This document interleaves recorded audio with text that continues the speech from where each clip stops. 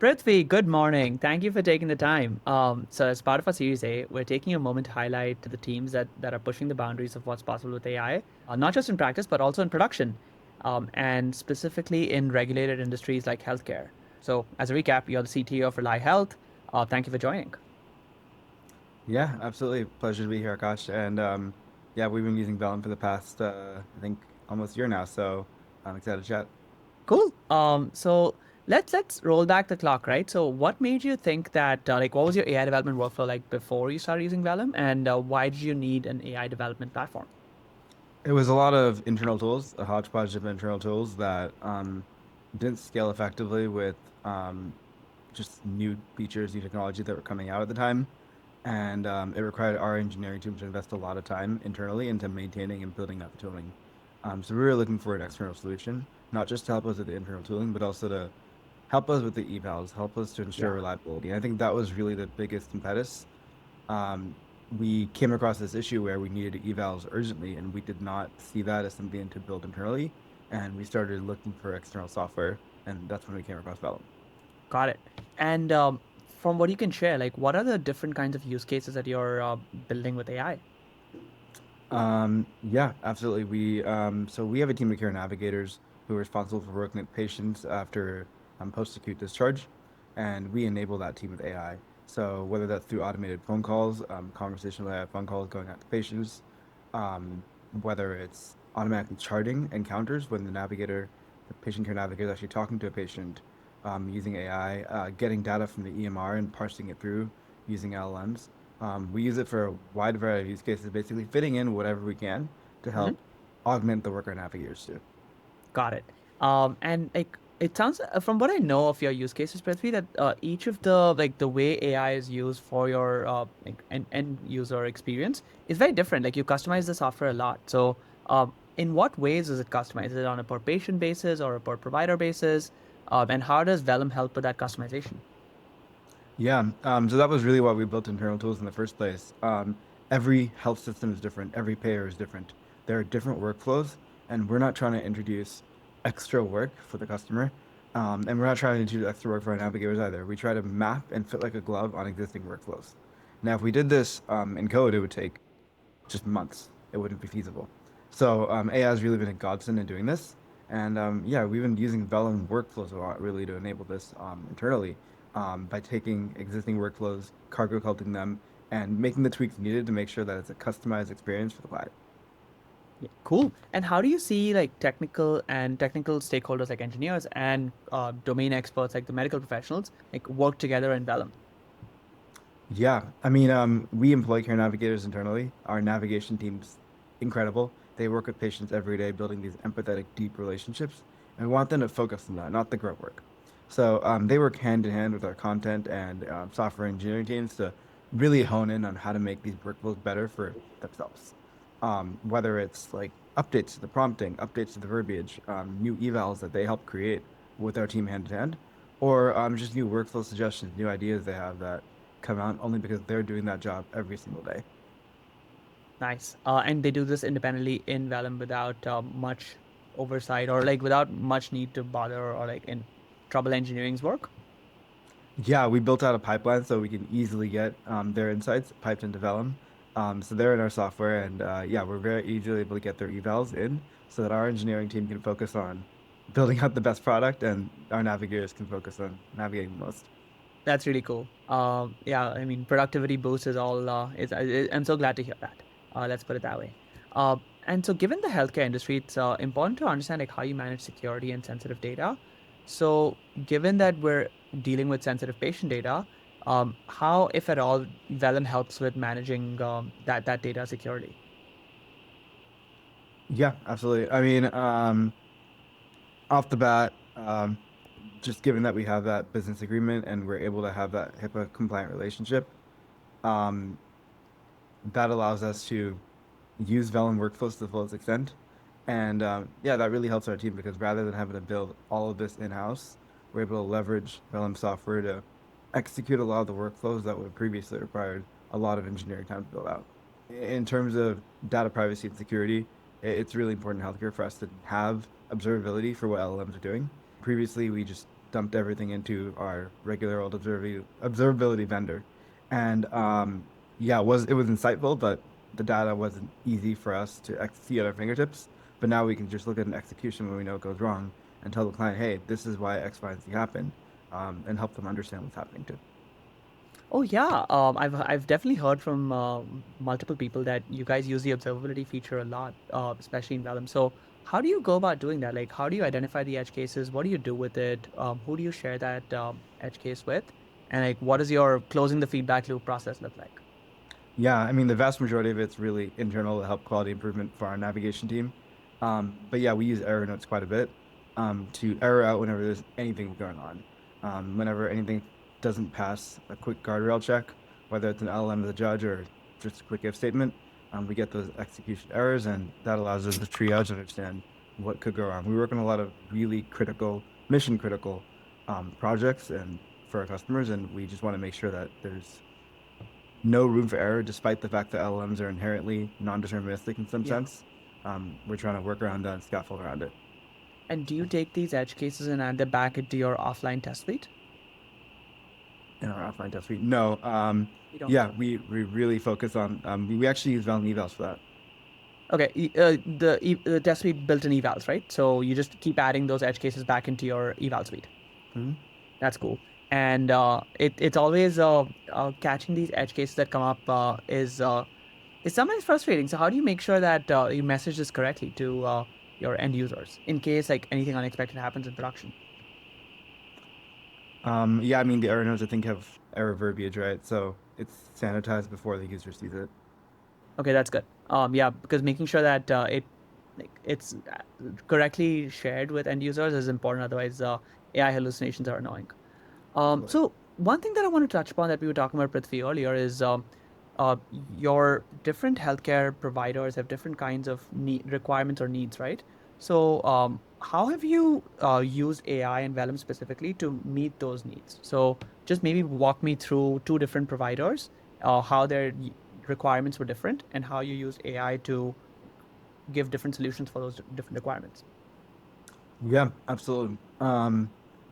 To I think one is we work with a large county hospital to take on their internal call center after hours. So previously they contracted out to an external team of human beings fully, and there was a high call drop off rate. So now they use Rely software and our pipeline to sort of handle all of incoming calls. A big part of this is ensuring the reliability of these calls and ensuring that there are no hallucinations and that nothing's going wrong. So we use Vellum workflows to monitor the calls end to end every step of the way to notify our team to step in. We have a team 24/7 on call, ready to step in whenever the AI hallucinates or does something wrong, but they can't monitor every single transcript. It's just not feasible. Hmm. There's just too many calls that come in. So we really use like those workflows to monitor when things are going wrong and flag the navigator saying, hey, please hop in right now. There's a patient that needs help. That's one example, especially a pretty higher volume Yeah, system. Another example is we actually help with post-emergency discharge in a couple different hospitals, and yeah, we are working with a large one in the Midwest. And over there, yeah, I mean, there's just so much data coming in. They weren't able to give us highly processed pieces of data, and using standard methodologies to go through those PDFs to get the insights we need about the patient would take forever.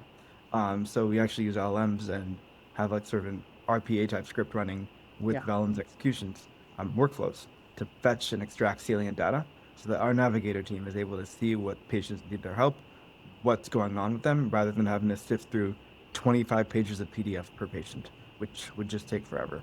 Yeah. That's really cool. So there's different kinds of you. So you gave two fantastic examples, and I'm guessing there's so many other kinds of healthcare operations that you and your team just keep coming up with, right? Uh, what does your team's like development process look like? Whenever you come across a new healthcare workflow or a use case, how do you prototype it? How do you evaluate it? And then how do you actually send it to production?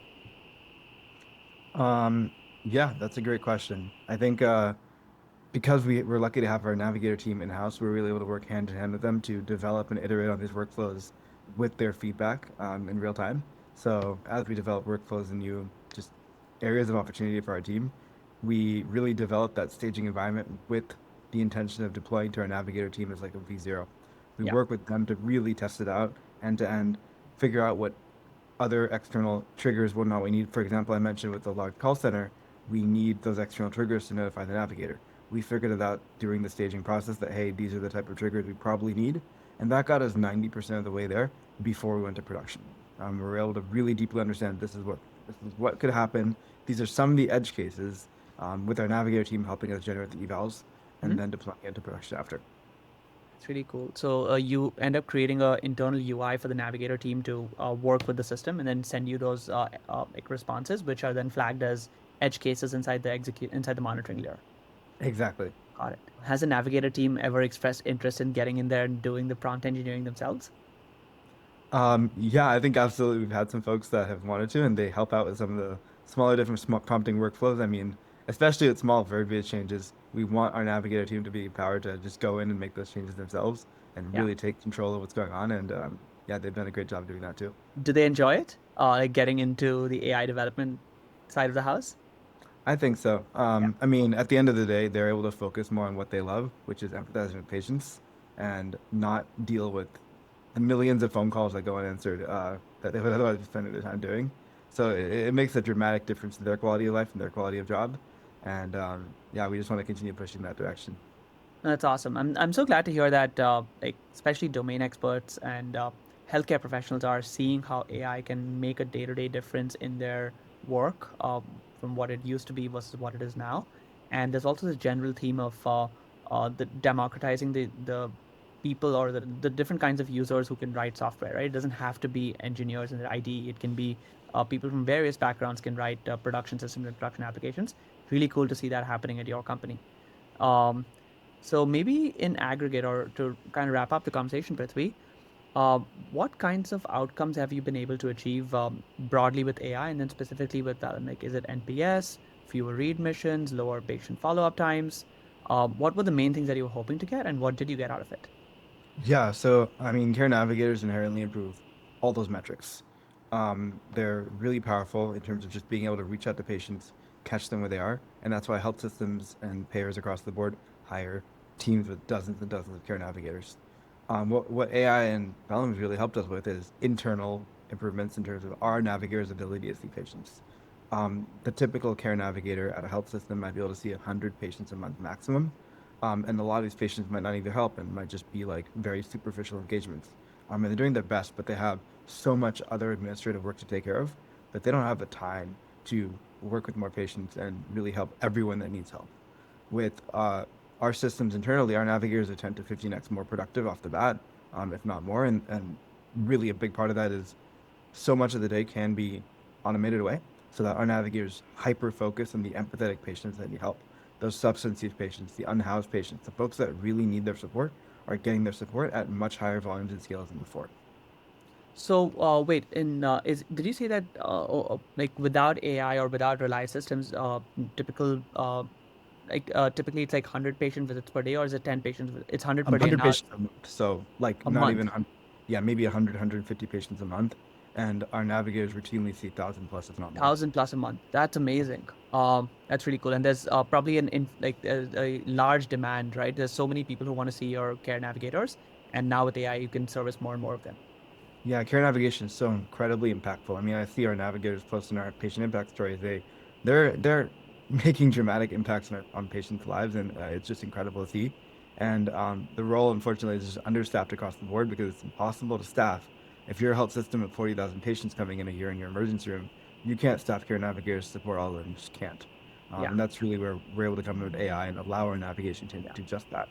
Has this brought the cost of care down too? Yeah, I think per patient, definitely.